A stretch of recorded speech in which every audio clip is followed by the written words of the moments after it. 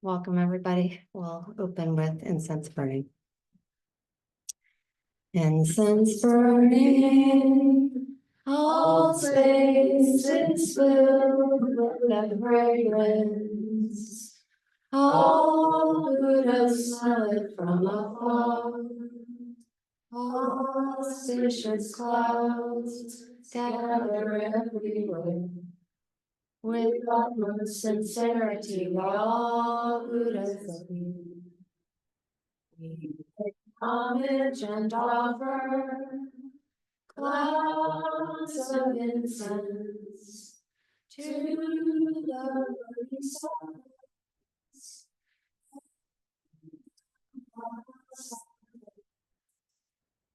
We pay homage and offer clouds of incense to the Bodhisattvas and the Mahasattvas. We pay homage and offer clouds of incense to the Bodhisattvas and the Mahasattvas.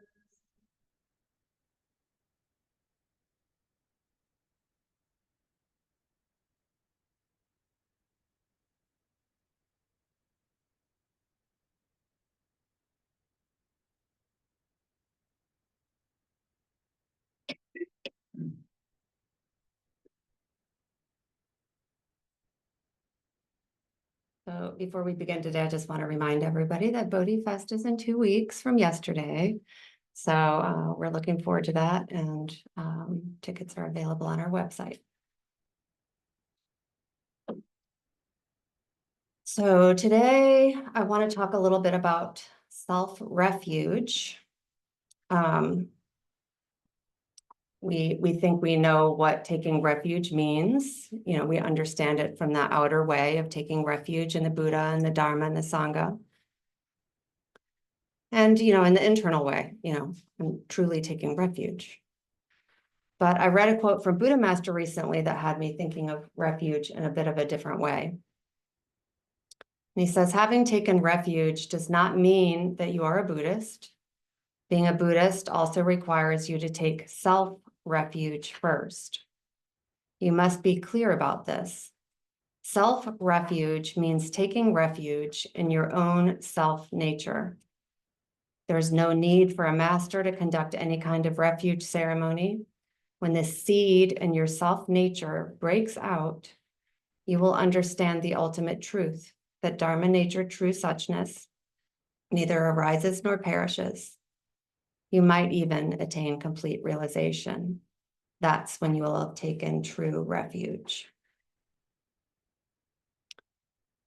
I believe I've seen some references to taking self-refuge before, but something about the way he said it in this particular text really stood out to me. It was in something that hasn't been published, so I'm grateful to be able to share it with you today. So what kind of self is he really talking about? You know, we call ourselves, I'm a self and I'm a me, and, you know, this is who I am. I don't think that's really what he's talking about here. He's talking about our true nature, the Tathagata nature, Dharma nature, true suchness, our Buddha essence, our Buddha nature. And, you know, we refer to it, we see it referred to as unmoving, stainless, unconditioned, neither arises nor perishes. You know, those are all words. We get an idea of it, but how do we really know it? How do we come to know it? And how do we really come to trust it in ourselves? How do we have confidence that that is our true self? Those were some of the questions that I was asking myself. Many of the masters and sages talk about just, if you can, it's very simple, they said, very simple. If you can just drop everything, there it is. And I think that's probably true. Very simple, but incredibly difficult. If we could do that, we would all be Buddhas. So how do we get there? How do we see what's always been there? How do we recognize our true nature, our Buddha nature? That's what we're going to look at. So what we tend to do, I think, even when we intellectually understand that our true nature is all those things, stainless, unmoving, is take refuge in what moves, our thoughts, our feelings, our aggregates, the conceptualizations of our mind. We take refuge truly in what we see, hear, taste, touch, smell, and think. And it's really just a habit, it's a conditioned, very deeply conditioned habit. And it's something that is so easy to do that we just do it. And unless we really reflect, unless we know the Dharma, unless we can see the truth, unless we're taught by teachers and masters, we would just keep going down that road. I think also you talk about the path of least resistance. In this case, it's, not a good thing. We just slide down that road of conditioning. And much of this conditioning is applying meaning to phenomena that arises. So, for example, you can do this with anything, any moment in time, you can do this. But for any event that arises, for example, this morning, I'll give you an example. I was in contemplation, and I hear the blender at 7:30 in the morning in the kitchen. So that's just a blender, that's just a sound in the kitchen. I could go to, wow, that's really early to be using the blender. That, I'm being distracted now. Wonder what's happening. It could go into any number of different meanings, and even what the person might have intended in doing it or whatever. But really, if you just look at the event, there's nothing really there except for the meaning that we're applying to it. So when you remove that meaning, then you just have what is presently arising. So in order to find the truth of our true nature, we have to kind of ferret out the false. And we have to really look closely at the meaning that we're applying to everything that arises in our lives. We have to discern our thoughts, our motives, our reactions.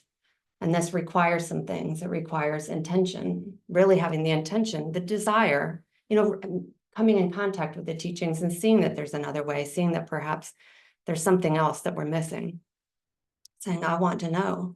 So the intention, slowing down, that's another really big one. A lot of times we're just on autopilot, we're going fast. And I know that we have a joke around here about me driving, because I tend to drive fast. And actually, I do a lot of things fast. And I've been reflecting on that too, because when you're going fast, things are a blur. You also might be attending to things anticipatorily. You might be thinking about what's to come and missing everything about what's arising here, and creating the story and the meaning. So slowing down and really looking. And then discerning, what is this that is arising? What's happening in this moment? Reflecting on that. And then when we can see what is arising, and whether that's truthful or not, or whether that's real or not, or whether it's certainly just appearing in our mind that we are taking to be true, perhaps it will then dissolve. And then what are we left with? A little bit closer to our true nature.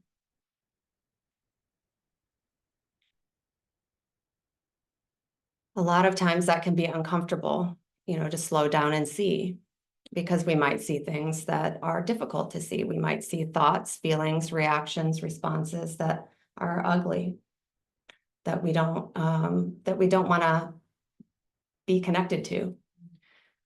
It takes a little courage to slow down and take a look. But can we stop, slow down, be with, just see it, for really what it is? Asking ourselves questions like, what am I believing? What am I holding? What am I protecting, defending, seeking? And when we do this, the false self will fight us. So that is an obstacle that we can expect and not run from. Look at more closely, allow in even more.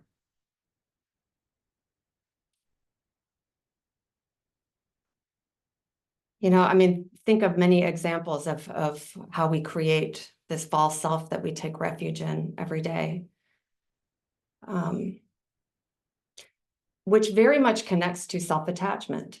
When a scenario or a belief arises, then we can automatically attach to it as me. And then those conditioned habits of grasping and clinging take over. I'm tired, I want to leave. Maybe stop and look at that for a second. It's easy to fall into those places, or someone's vibing me, what's going on with them, or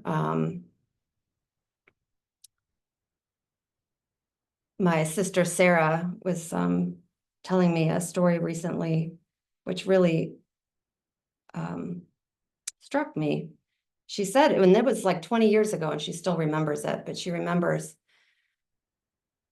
getting into an argument with someone around politics. And I don't know that she referred to it as an argument, but it was, a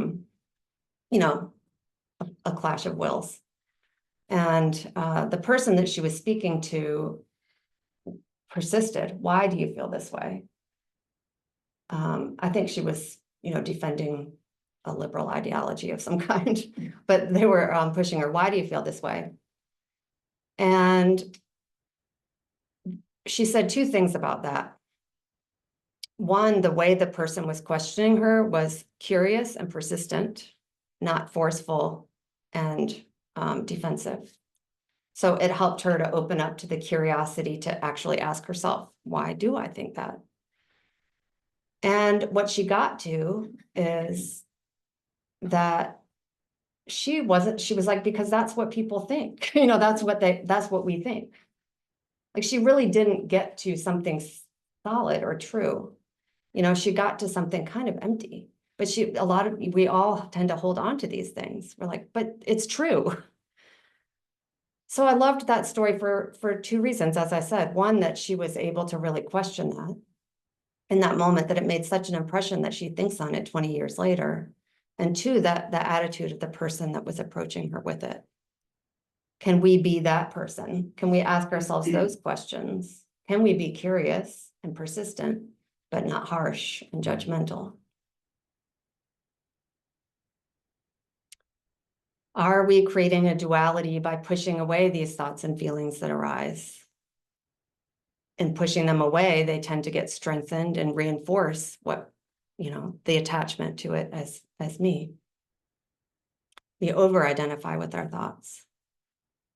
So we might end up trying to solve a problem that exists really only in our mind, or working on ourselves in ways that become our own obstacles. And I'm going to share a couple of things that Buddha Master wrote today that really help with this idea. Several of them are from the Supreme and Unsurpassable Mahamudra of Liberation. This is one of them. He said, I now deeply ponder, contemplate, examine, reflect, and analyze my spirit or consciousness. Why am I able to speak, do things, think, distinguish, feel happy, get angry, and do everything else? What is it that brings about such functions? What is it that is in charge? What is this thing? Is it thought? Is it spirit? Is it a soul? What is thought, spirit, or soul?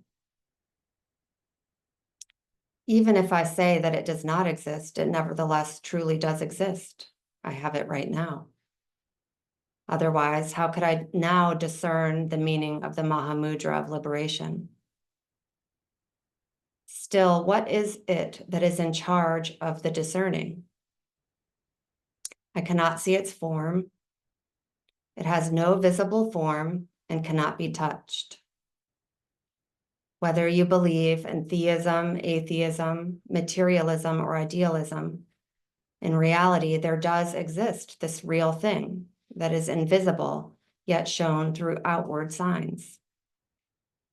No matter what my views or thinking may be, I cannot deny that this thing is life, that it is thinking that can differentiate, and that it is human consciousness that indeed exists. However, all this is both right and not right. This thing is called the mind that is attached to a self. A self that has been going through the cycle of birth and death, consciousness or mind consciousness. This dream of ours was brought to me by this consciousness. This dream came into being because of the attachment from the consciousness to a self. This dream is illusory existence and cyclic birth and death, with its joy, anger, sorrow, and happiness, brought into being through the consciousness being attached to all of the myriad things. So when this consciousness is not attached to any of the myriad things, where is the consciousness and what kind of concept is that? When this consciousness, this mind consciousness, is not attached to any of the myriad things that are external states or internal states, and when it is not dull or drowsy, it will immediately become clear and obvious as to where our mind is. It is neither inside nor outside, large nor small, far or near. There is no physical body, no soul, no color, and no form. There is no heaven or hell, no pain or suffering, no arising or perishing, and also no emptiness. There is simply no place where the mind is. That is the original face or original nature of me and living beings. That is the true me, the me since beginningless time, and also the you since beginningless time. It is called Tathagata mind. It is this mind that is the true me that does not perish, the me without self. This me of no arising and no perishing is given the name emptiness. It is this that is the Dharmakaya that did not arise and will not perish, in which I am in complete oneness with the Buddhas. Dharmakaya and consciousness are one entity, but they are also a duality. When my consciousness is attached to illusory existences, then the me is that of an ordinary person in a dream state. When my consciousness is not defiled by any state, and states do not hinder my abidance and emptiness, then that is emptiness or Dharmakaya. It is not about cutting off everything so that nothing remains and I become like wood or stone. Instead, everything exists and I do not cut off anything. Not abiding in anything is true thusness. With unhindered utilization of true thusness, one realizes holy capabilities. Holy capabilities are manifested through the marvelous existence of supernormal powers. These are the beneficial effects realized by holy people. Such is the world of liberation.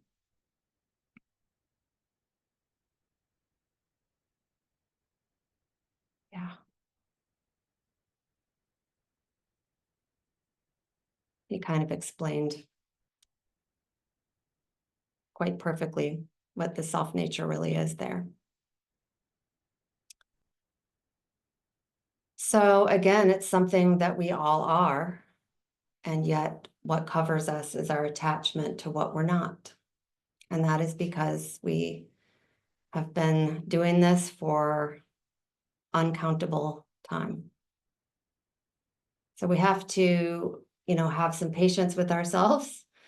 and understanding that these are things that are stubborn, but we get to look at them, peer into their true nature, not just take it and ride, like we've been doing. We also have to look at, as Buddha Master said, creating the conditions for this clear seeing. And in creating the conditions, that's what cultivation really is. So, we're doing several things with our cultivation. We're putting other people first, for example. We have to ask ourselves, what behaviors are we engaging in that cover us up and cause harm? One example that came up when I was thinking about this is just speech, because speech is just so, it's in every moment pretty much, and we can even think about internal speech. But so that automatic thing that I was talking about, sometimes when we're talking, we're just talking and we're not even really thinking about what we're saying, and it just goes on and we goes on. And there's so many results that can come from what we say that we don't even realize until sometimes it's too late. I realized this when I was at a family reunion recently, and I do try to be mindful, but not, I recognize how easily it is to go into to things that unwittingly can cause harm. My younger sister, Sarah, one of her biggest hindrances is guilt. And I was over at my family's house in the morning, and there was a little bit of time before the big gathering, and I went there early to spend time with people.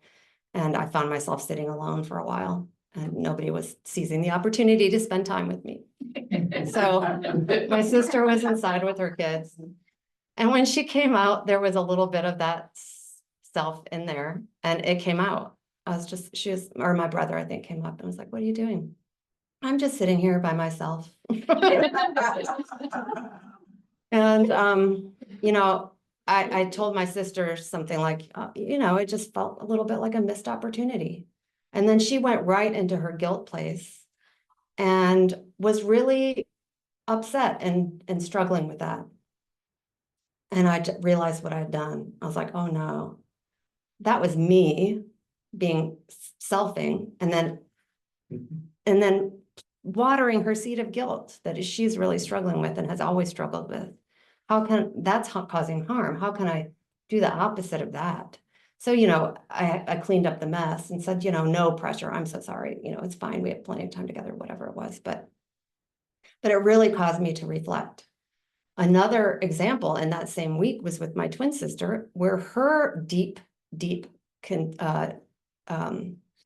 difficulty is with feelings of like inadequacy or something, And I actually did a past life reading where I learned that perhaps we've had many lives together, and in many of those lives, I've been taking care of her. So I was told in the past life reading, build her up. Don't, like help her, know that doesn't need you to take care of her or anyone else. And I happened to say something about, oh gosh, I don't even remember exactly what it was, like her making a mistake. And it went right to that place for her too, where she didn't know what she was doing and she was like not good enough. So those two little things were just so instructive to me, with speech. And, it just made me think about how the things that we say and the things that we say to others and the things that we say to ourselves create these layers that cover us up and obscure our true nature.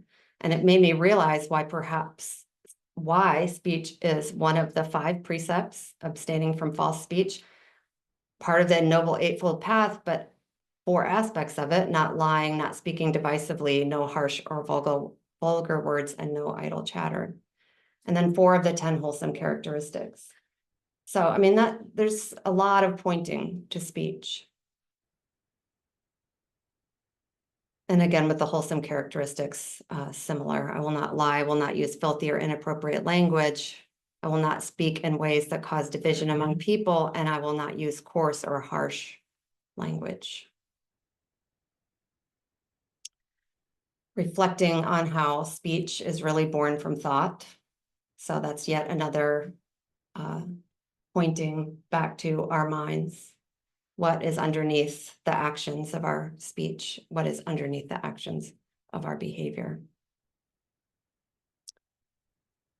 Also seeing that in our effort to do good, we can also swing to the other side of people pleasing, trying to make everybody happy all the time. And that also needs some deep looking and looking at the potential consequences of the things that we think, say, and do.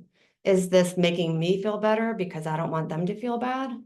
Or is this, am I saying, or can I say that maybe the hard thing that they might need to hear? I mean, we have great examples of this in our teachers, something that I definitely, all of this are things that I'm working on. But can we say the hard things that someone might need to hear that will actually have better results, better effects for them, that might help them see something that they didn't see before? That's another example of perhaps some self-attachment that might prevent us from doing the right thing.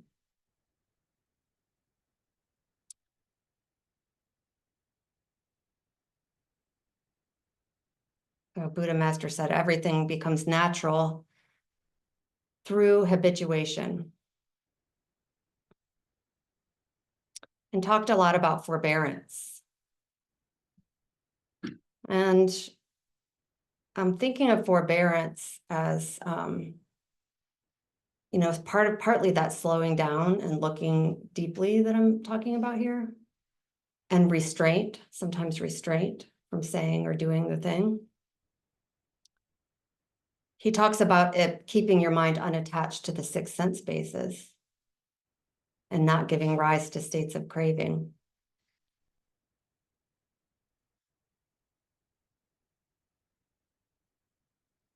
See and then choose.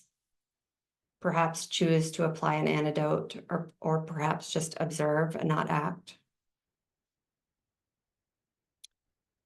A lot of the things that we want right now. Can we be patient with ourselves and in that process of creating new habits, of applying the paramitas, and the paramita of patience.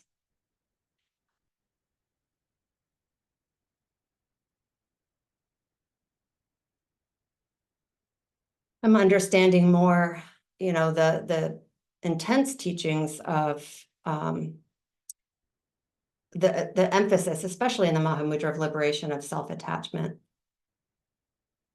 in our actions, but also in the erosion that is necessary over time to reduce that.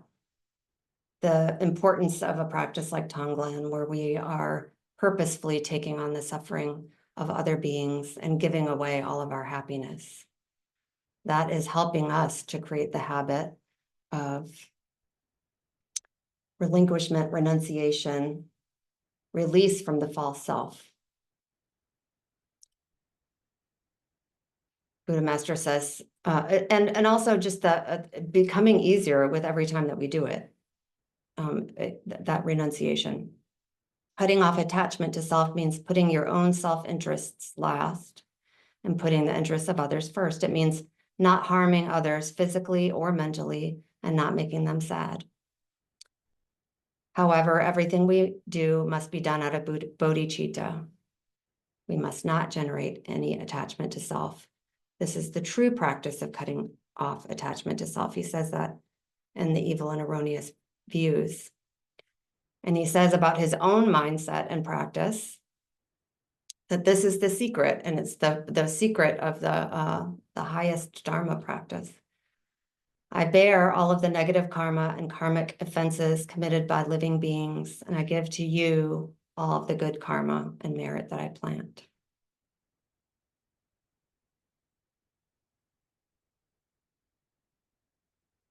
It was something that I just kind of wrote when I was contemplating this, is opening up to the true self, the self-nature, the unconditioned, the free of false notions self to be expressed naturally. Perhaps the best use of this life is to be open to the possibility that we're not who we think we are, to take the time to reflect and learn how to ask questions, and to carefully consider the teachings and how to apply them. Let go of the 8 worldly winds of pleasure and pain, loss and gain, praise and blame, fame and shame. That doesn't mean you don't feel. It just means you recognize the moving and not self nature of thoughts and feelings, and learn to gradually let them pass back into emptiness rather than grabbing them and making them me or making them you. What else could they be but passing clouds just moving on by, for that is the very nature of this existence. We just hold, and in thus holding, we create, and out of holding, form is actually created. See how powerful we are? Stubbornness itself even could be a gift or a curse. Holding makes it a curse, but if you use the same stubbornness to release over and over and over again, you will be one with the Buddhas and Bodhisattvas. Now, the thing is to lessen reliance on yourself in the false way, to think of you as separate. So how do you think of yourself as one with all things? How do you stop yourself seeing yourself as separate and remain so attached to your ego? Well, our teachers say that you can do what you don't want to do and not do what you want to do, which includes doing hard things. But we don't have to push and fight and force ourselves to do these things. We can gently surrender ourselves to them.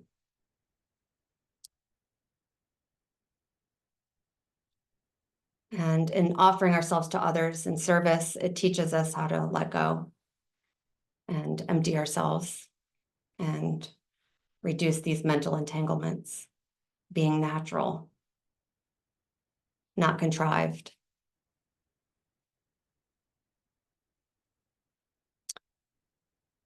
I think about, we've been talking about in the forbearance, kind of not having requirements of other people. And, I talk about Bodhi a lot, but our pets are we love our pets because they demonstrate that. They demonstrate that unconditional love and not having any requirements of us at all. We see something in that we recognize, and we, in ourselves, I think we see a reflection of our true nature. So can we be that way with other people? Can we be the way that our pets are with us, with other people? Can we not have requirements of people? And just think for a second of how that feels. And feel how that feels. When I think of taking refuge in self-nature, that same feeling arises.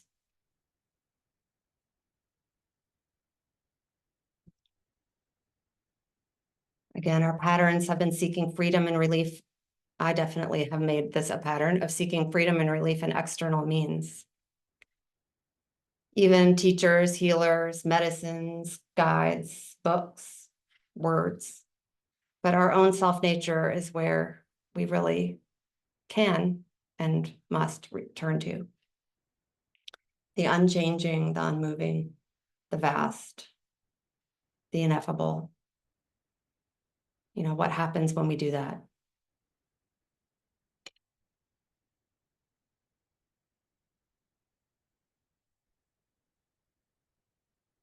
I'm going to read another section of the Mahamudra of Liberation from a section called the Verses Explaining Phenomena. And then I want us to do a little bit of meditation together.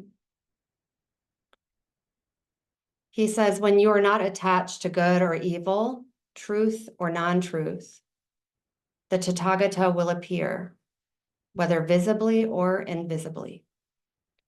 No falseness and no truth is mind.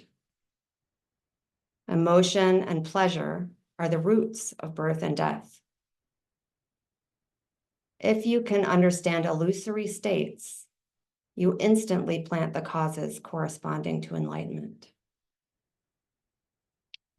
Though myriad forms of waves surge like linked mountain ridges, still they naturally manifest from the nature of water. Why be afraid of false surging waves? Not being defiled by any form is holy enlightenment. Walking, standing, sitting, and lying down are all states for cultivation. Do not chase after lights as colorful as red blossoms or green willows. Men and women shuttle before your eyes. By not seeing any person there, you enter the original mind, never differentiating all that has no form. Day and night, you are imperturbable in the illumination of prajna, realizing that there are no Buddhas above and no living beings below. You can apply all dharmas at will within the three spheres, universally save sentient beings without distinguishing between others and yourself. Great compassion and patient endurance under insult and adversity benefit people most. Although the Buddha spoke numerous dharmas, the highest is the non-abiding mind, the intrinsic non-abidance of the Western heaven Buddha. The countless living beings all have. If you do not pursue sense objects when thoughts arise, you yourself are Amitabha, generating great bliss. Those with Mahayana keen faculties clearly understand. Realization stemming from the Dharma must come from good conduct. The most magnificent liberation cannot be described in words. The mind that realizes any entity is itself empty is Buddha. I printed that out and laminated it and refer to it a lot because it is just so beautiful. It's called the Verses Explaining Phenomenon. And this is just part of it.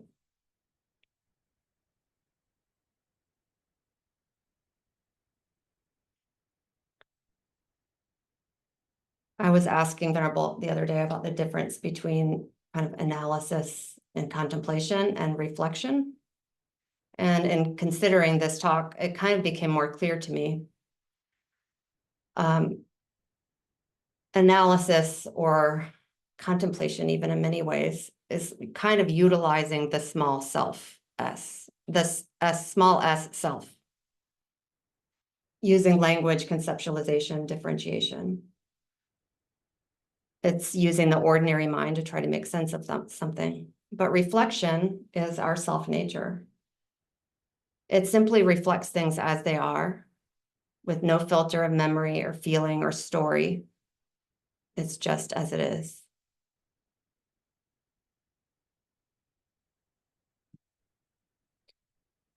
So in that initial quote, Buddha Master said, when the seed in your self-nature breaks out. I love that because it's there and it will break out. And it's an organic, natural process. The seed is there. We just need to nurture it. So I ask myself, where am I, or where are we? We can ask ourselves, where are we placing our confidence each day? Are we placing it in the illusory, transient thoughts, feelings, conceptualizations, the volition, the force of that volition that comes with us through life after life? That's constantly changing. The consciousness that's attached to those things, are we putting our confidence in that? Or are we putting our confidence in our true self, which is beyond all of those things, but resident within all of us? There's a beautiful text called Self-Liberating Meditation by Patrul Rinpoche, and I use it sometimes to meditate. And I thought I would just spend a little bit of time with us in a sort of meditation with this aspect and a section of this text. So if you all can just close your eyes.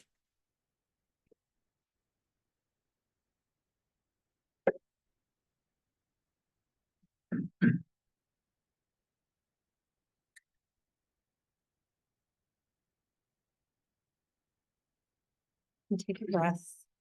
Allow your mind to settle.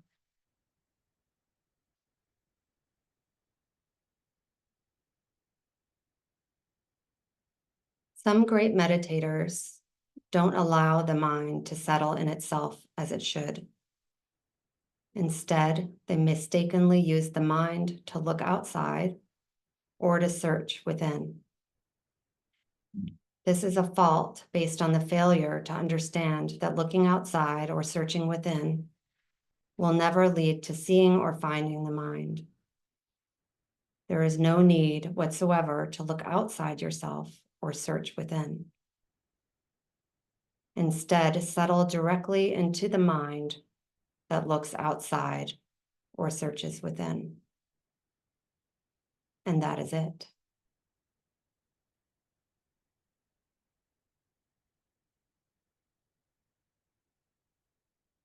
Some great meditators don't allow the mind to settle in thinking when there is thinking, or in non-thought when there is no thinking. They believe that meditation must come from elsewhere, and so they search for it here and there. This means they don't recognize or realize the essence of mind. There's no reason to search hither and thither. Simply allow the mind to rest directly in thought whenever there is thinking, and in non-thought whenever there is no thinking.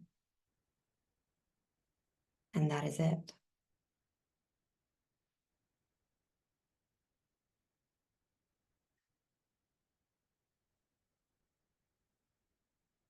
Some great meditators don't trust that the mind is empty. They wonder whether it is or not, and they remain in doubt. This is a fault based on a failure to understand the real meaning. There is no reason to doubt. The mind has always been empty right from the beginning. So simply settle into its empty condition, and that is it. If you feel doubt, then settle directly into the nature of the one who doubts, and that is it.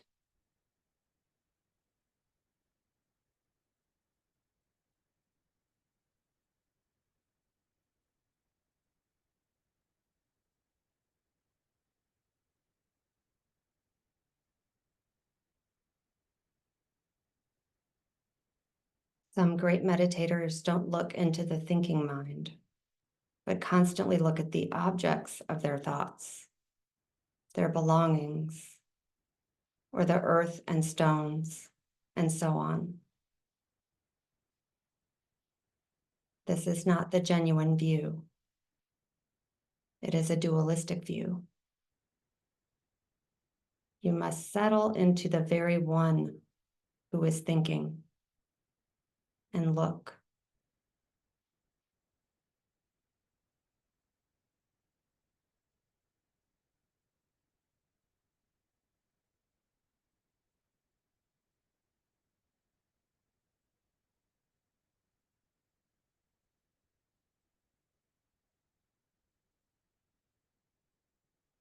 Some great meditators don't settle into the inseparability of perceptions and mind, but chase after and pursue what they perceive. That is not the genuine view.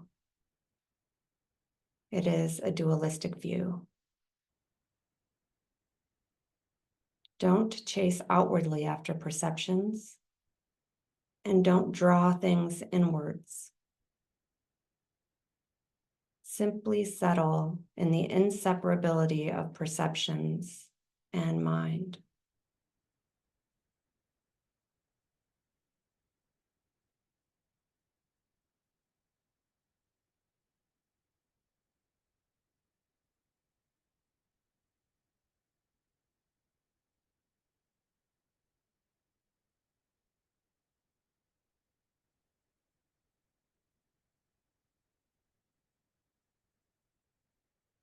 Some great meditators don't allow the mind to settle naturally in its own place, but anticipate each rising thought like a cat lying in wait for a mouse. That is not the genuine view. It is just inviting thoughts. Instead, simply settle directly in thoughts whenever they arise, and in non-arising whenever they do not.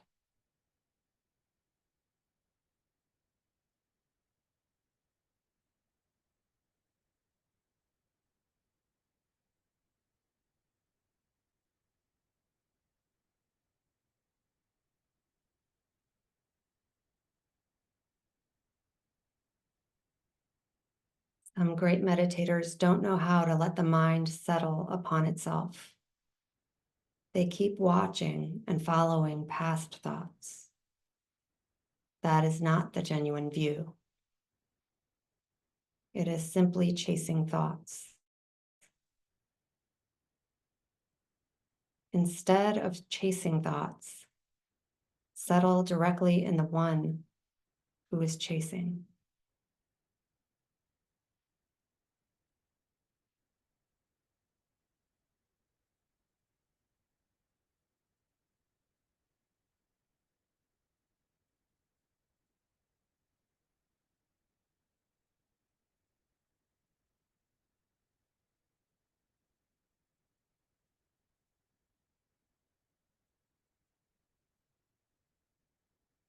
Some great meditators don't settle their minds in whatever arises for as long as it can remain.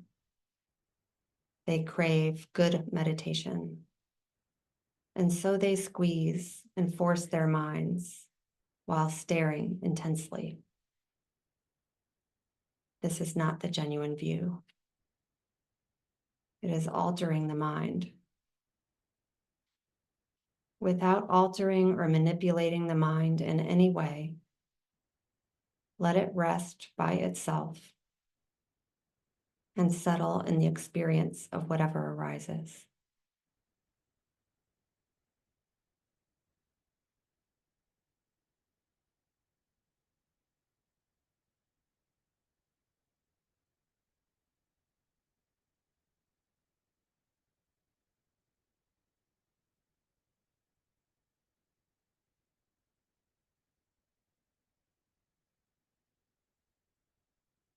Some great meditators don't allow thoughts to arise, but try to push them aside and take hold of their minds.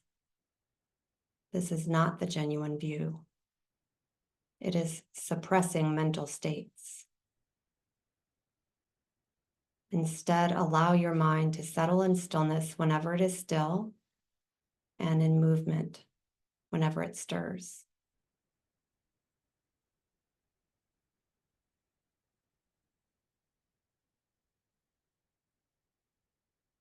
Some great meditators make their minds vacant, almost oblivious. This is not the genuine view. It is spacing out. Settle instead in an experience of emptiness with vivid clarity.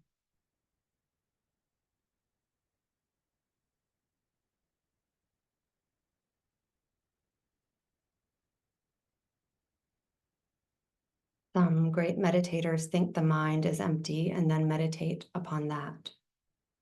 This is not the genuine view.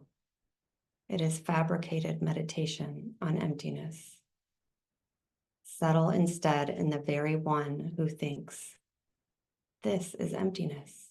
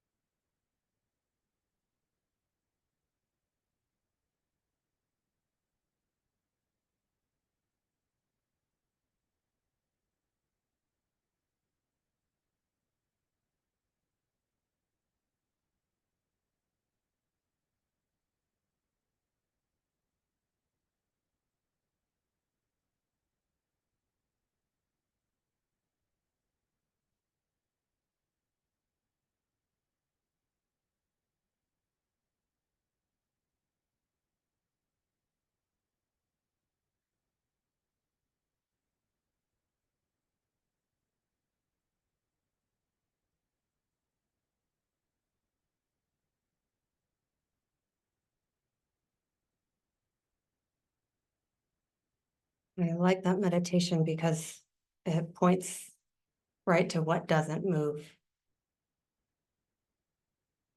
Called self-liberating meditation.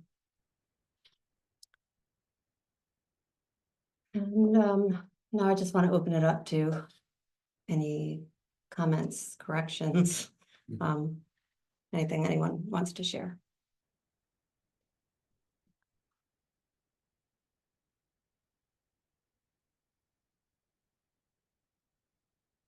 So many wonderful insights, Bhusita.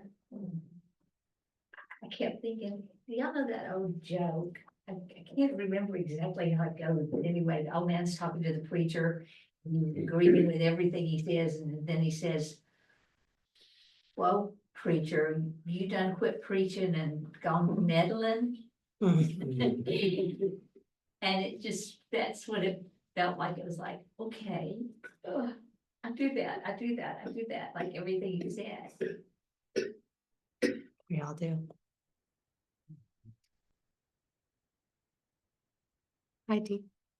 Speaking of speech, when my daughter was small, I was living with a friend of mine. She had 2 children and I had 2 children. And the 2 girls were about the same age. And she said to my daughter, "You're ugly." Mhm. And she said, "No, I'm not ugly." And she said, "You are ugly. Your mama says you're ugly." And what I would say when she was misbehaving is, "Don't be ugly, Pippa." And I thought, oh my gosh, I'm trying to correct her behavior and making her think she's ugly. Wow. It's a great example. Yeah. It's a great example. And those little things, especially when we're kids, can just become so big and looming and direct so much of our actions later in life.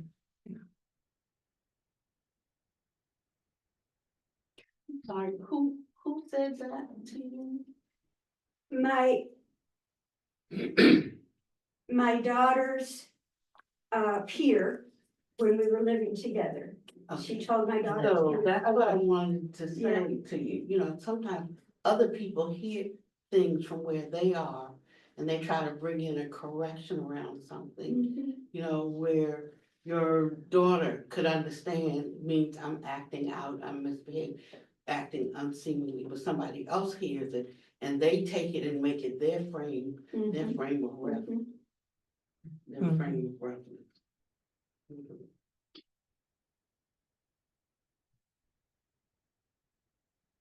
Bhusita, what was the source of that meditation? It's called Self-Liberating Meditation by Patrul Rinpoche. Actually, I don't know if anybody has listened to Samaneri Jayasara. She is a woman, a nun, actually. She's not a Samaneri anymore. She's a Bhikkhuni, but I think that's still her handle on YouTube. But she reads, she's from Australia. She has a wonderful voice, a wonderful accent, but she reads many texts and puts them on YouTube for free. And this is one of them. And I love the way she reads it. I'll listen to it as a meditation with her reading it. So you can check her out too.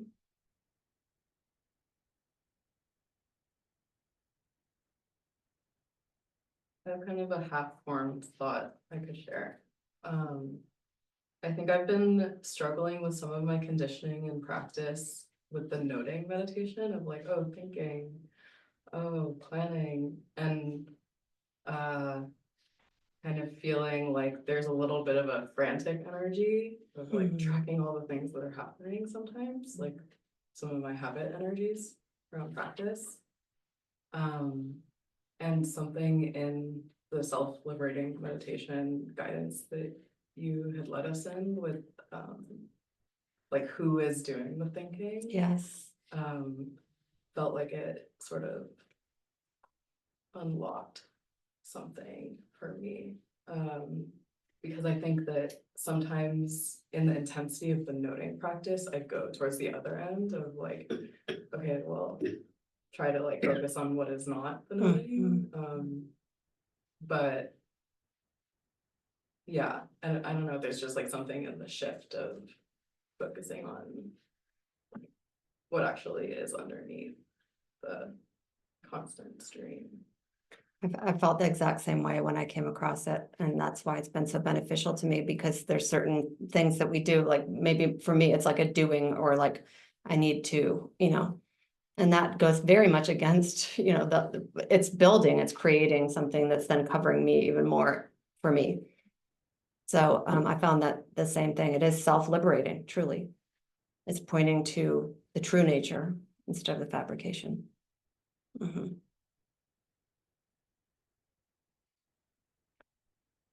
I think that the meditation, I was confused earlier with the sense of not abiding in anything. When, one of our prayers is, may they abide in non-differentiating generosity. And it's like, but I guess they gave a different view to that too, that's really still nothing attached. Mm.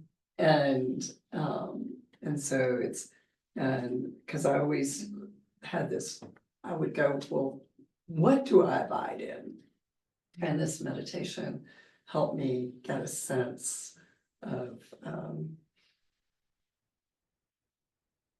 something that is, that's nothing. Yeah.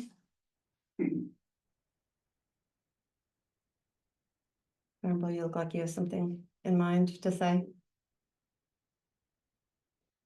Well, I was just gonna say that a lot of times when we're trying to do the meditation that we've been introduced to in the West, and it talks about concentrating, focusing on the breath. You can even dress it up, the beautiful breath and all of that. But when the mind is attached to the aggregate, the breath actually is the object of something, Mhm.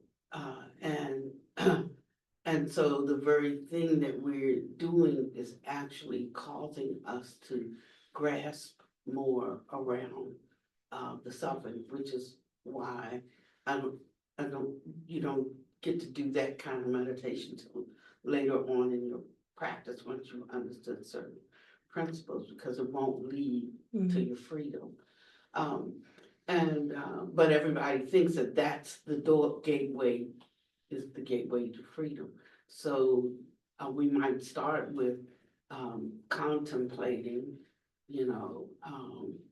or we might start with analyzing, and that's just like when you're first putting your foot on the gas pedal, you're going from 0 to something, but as you go further down, then, no need to analyze, you can contemplate. And that's when you're moving at a good clip and the car has some momentum and going. But then beyond that is the abiding in, abiding in nothing, but it means like in stillness or in movement. So you could be busy doing the things that you have to do, but the mind can be still, not unengaged, just unattached to the outcomes of all of it. And what does it all mean? Because that's where we are always, like in the future, what does this mean? How will this affect? Blah, blah, blah. So I like it. I like Pastor Rinpoche's way of inducting people, because you get a sense of something else. So while you were doing it, wherever we are, that's where we are. Whatever's in our mind, that's what's in our mind. Like the girl who thought ugly meant physiologically ugly. And we come away with our idea of what it means. But in the way that this helped us to loosen our grip on concepts, is the important thing. So I was sitting here thinking about stress, but like causes like me stress, and I'm really looking for it. And I discovered while you were doing the induction something about me, that even breathing has a kind of stress, for me. And he talks about when you get to a certain state, the breath stops. And what does that mean? What does that really mean? When you get into the fine spaces, it is not like breathe. It's not like breathing. There's not even the need for the inhalation and the exhalation. And that's the exit from the form state, you know, like, it's like, there's this body, material body, and then there's the consciousness, and one is solid and one is not, and where the two come together, and it takes a different constitution, and even air becomes a stressor. Breathing becomes a stressor. Air becomes it's almost like sniffing alcohol, or what do you call it? It looks like water, but don't drink it. Yeah, it becomes like just drinking, rubbing alcohol when you start to move into those spaces, that take a different, require a different relationship with the phenomenal world. And so then that you're changing states, because you can no longer deal with the density of the former state. So I just say that to say there is really somewhere to go in meditation when the principles are understood, and when the cultivation is co-joined with it. It's not just something we do for relaxation. Yeah. There is really a transference of something.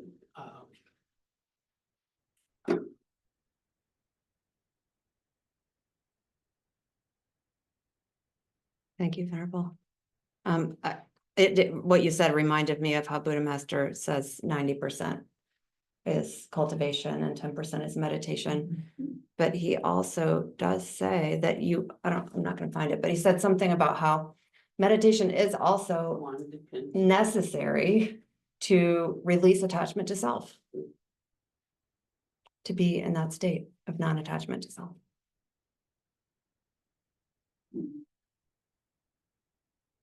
My experience was, I shifted into a state. And a state of ease. And it felt like this was like a 5-hour, like different layers of a 5-hour talk. And it was the elegance and clarity allowed me to move into a state.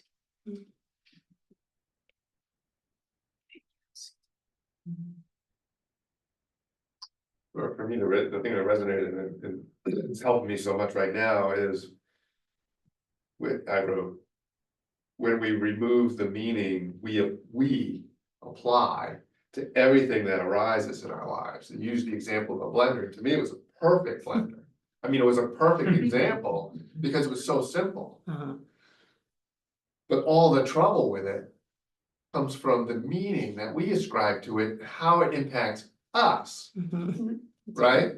Which is the self-attachment aspect. So you couldn't have used any better example for me other than that blender, because it's so by itself benign. And you can see that it's perfectly benign. And anything else we ascribe to it has to do with us. And so it was just perfect. And now, versus meditation, I can walk around with that now. And I love being able to walk around, right? And follow these ideas, because we're walking around 90% of the time, which I think is Buddha Master's point about 90%, 10%. I like it too. I like it too, because there's innumerable opportunities in every day to notice the meaning that we're ascribing to any particular event. And then dissolve it. It can be truly dissolved right then and there. Circumambulating our minds. I love that, following these ideas. Mm. Yeah. Well, thank you, everybody. Thank you so much. Thank you, Lucy. Anybody feel called to offer merit today?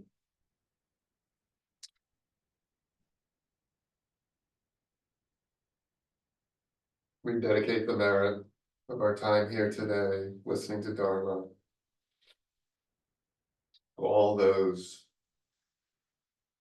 who need wisdom in their lives in order to see the error that keeps them ruminating on suffering, repeating suffering, causing suffering for others.